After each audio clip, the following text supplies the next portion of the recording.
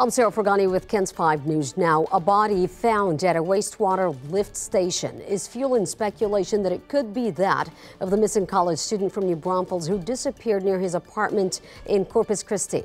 New video shows the area where these human remains were found. However, police say there is no evidence right now to suggest they belong to missing Caleb Harris.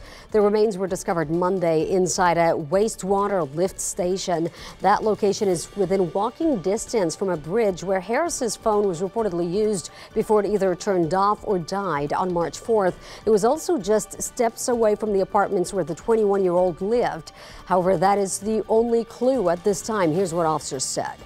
And to clarify, this whole location was searched days after the initial report. So all this whole area has been searched many times over by volunteers, specialized canine units.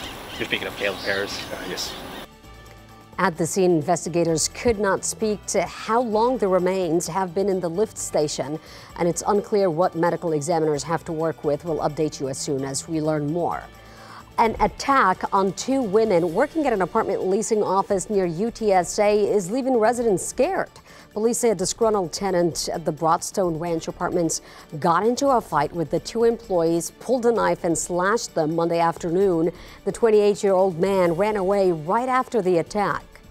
The fact that there was a problem like that where I live is concerning, but thank the Lord they're okay, and may God be with them genuinely. Police say the two women, one in her 60s and the other in her 20s, were taken to the hospital and are expected to recover. There could be more victims. That's what investigators believe after arresting a San Antonio Jiu Jitsu instructor accused of assaulting one of his students. The Bexar County Sheriff says 40-year-old Joseph Caballero groomed a girl, then assaulted her multiple times in late 2023. But it wasn't until just this past weekend the girl told her parents what happened. Caballero is the owner and an instructor at Exception Squad Jiu Jitsu. Unfortunately, the young lady did become involved in a what she thought was a healthy relationship.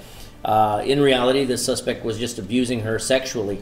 If anybody says that's my child's martial arts school, I would say strongly consider not going back to that martial arts school.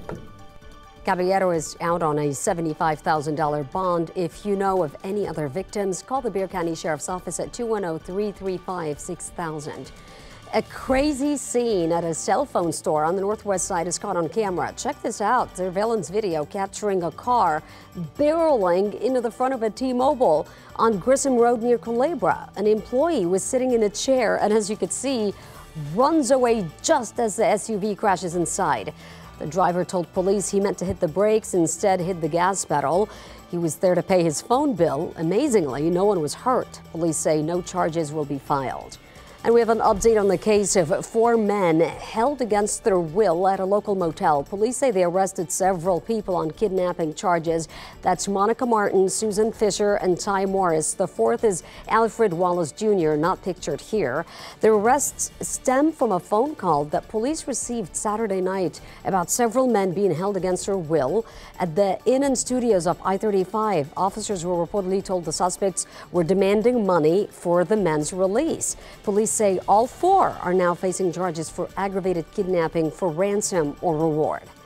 In less than 48 hours, a Bandera County man is set to be executed for heinous crimes, but advocates are trying to stop his execution.